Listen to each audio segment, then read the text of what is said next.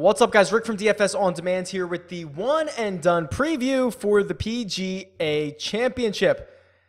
I gotta be pretty honest with you.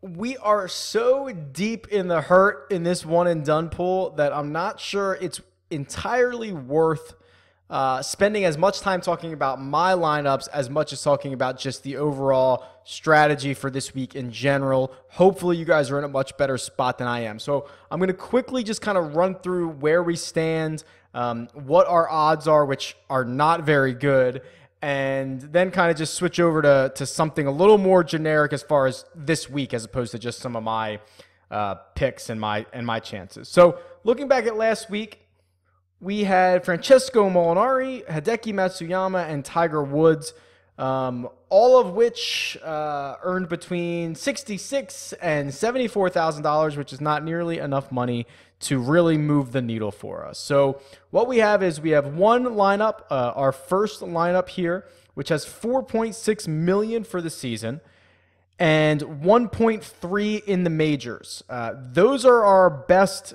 chances. So I'm not sure if we actually have an outside shot of, I don't think we have a shot of winning the majors and the players, but we can have a pretty good showing in our first lineup. So we're gonna pile up there. And then we've got, in the second lineup, our segment 4 has been terrible, so we're in a pretty bad spot there. And we are in dead last in the majors and players, well, last out of our 3 lineups. And then in the third lineup, we've actually done better in majors and players. We have $1 million, just over $1 million. And this is our best segment 4. So obviously, with this being remaining segment 4 and the final major of the year, we're going to spend our best guys kind of as usual, but we're going to load them up in lineups 1 and 3. So very quickly, if you watch the DFS video, you know, that's where all of my thoughts are, but you know, I'll pull up the cheat sheet real quick just so we can take a quick peek at who I might like this week.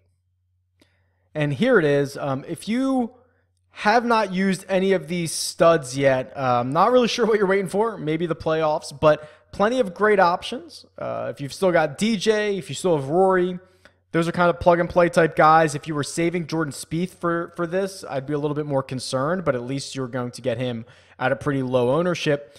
And then the next tier of guys are all guys I really love, right? If you haven't played Justin Thomas, I ranted about Brooks Koepka for quite a while, so go roster Brooks.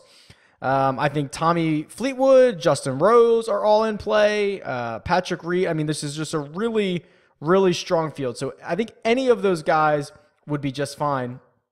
For this week, we'll do a little bit of suspense here. So I've got them whited out, but here's who I'm going to take in lineup number 1. It's going to be Patrick Reed. Unfortunately, and kind of no surprise, our best lineup, we've used a lot of our studs. So I don't really have anyone left. You can see I've played Dustin Johnson, I've played Rory, I've played Jason Day, I've played Ricky, I've played Spieth, I've played, Thomas, I've played Koepka, I've played Rose, I've played Watson, I've played Leishman, I've played Finau, I've played Fleetwood, I've played Molinari. Like, I've literally just exhausted all of the top players for this week.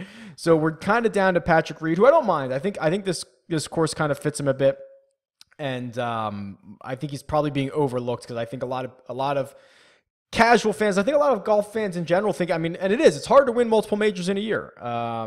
So I think we kind of write off guys who have won recently or guys who have already kind of won theirs for this season. Next in lineup number 2, this is the one that we have the most flexibility. No, I don't think that's true. We've got a little bit more flexibility in lineup 2 here. And unfortunately, we don't really have a chance in a lot of these things, right? I mean, we're dead in segment 4. We're probably dead in the majors and players. But I'm still going to use Tommy Fleetwood and just try to get back on track. I believe we still have Fleetwood in our third lineup as well, but Fleetwood's the type of guy who can, rattle off a 62, 63, 64, and put himself into contention any given day of this tournament. If it's a real birdie fest, I don't love his chances, but if it kind of stays, somewhat within reach, you know, without getting into like double digits under par, I really like Tommy Fleetwood here. And then our third lineup, this is the one that we have the best segment 4 going. We've played Justin Rose for 700,000, and we got Hoffman and Woods for a combined about 110. So this is our best shot here at segment 4, and I'm going with the guy who I think is the best play, and it's well, that we haven't used yet, and it's Brooks Koepka, who go watch the DFS video. He just pops off every single model. Really, I think this is a really good course for him. He's been unbelievable. I think he has upside.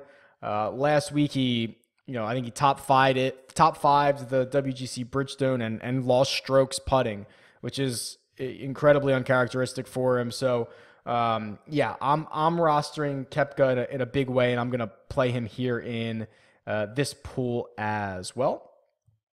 And then what I'll try to do here is, actually, I'll pull up the standings real quick.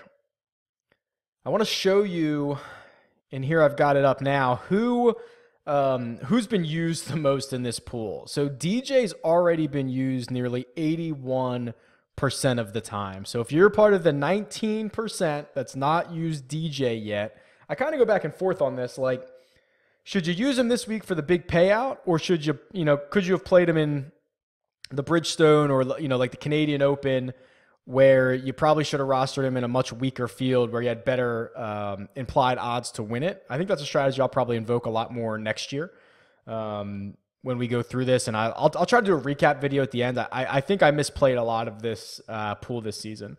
And then Ricky Fowler at 70%. I don't think he's going to be rostered at a very high rate. I think I don't want to say he's been banging on the door, but he's been at least like on the front porch in the last couple of weeks, and he's had a couple of threats at the PGA Championship in the past. So I think you get him at a really good number if you want to go against the grain. And then some of these guys who have more than 40% of the field has left of them, these are going to be the really popular guys, right? Like Rory, I suspect, is going to be very, very popular. Justin Thomas, because he's the defending champion and won last week, will probably be on a lot of radars. Jason Day, the guys that you kind of chalk up to PGA Championships and you think they're always going to have a chance. There's also some deeper plays like a Bubba, who's 47 or 47% used. Brooks Koepka is my guy. There's still 55% of the field that have not used him yet. And then if you really wanted to go deep, I want to see if there's any interesting ones here. Joaquin Niemann, still has only been used by 30% of the players. Ryan Moore, I talked a little bit about. I thought he was a decent play. Xander, if you want to play him in a tough field, you can get him at 75 or only 25% or 25% of the field has used him. So you can see where it kind of falls off the cliff here, and there's a lot of these big name stars hovering around the 40% number that are still able to use him. So I suspect that will be the popular range this week. There you go. Let me know who you're playing. Again, I want to do a recap at the end of the year because I think we can learn from our mistakes a little bit. I think it's a good learning opportunity to go back and review what we've done. I think I've messed it up quite a bit, but we'll talk about it more towards the end of the season. Hopefully, if we can get a little lucky here, run off a couple of winners at the end of the year, I think it'd be a great way to finish. And we'll see how that goes. So let me know who you're playing. Tweet me. It's at DFS On Demand, or leave a comment below. Talk to you guys soon. See ya.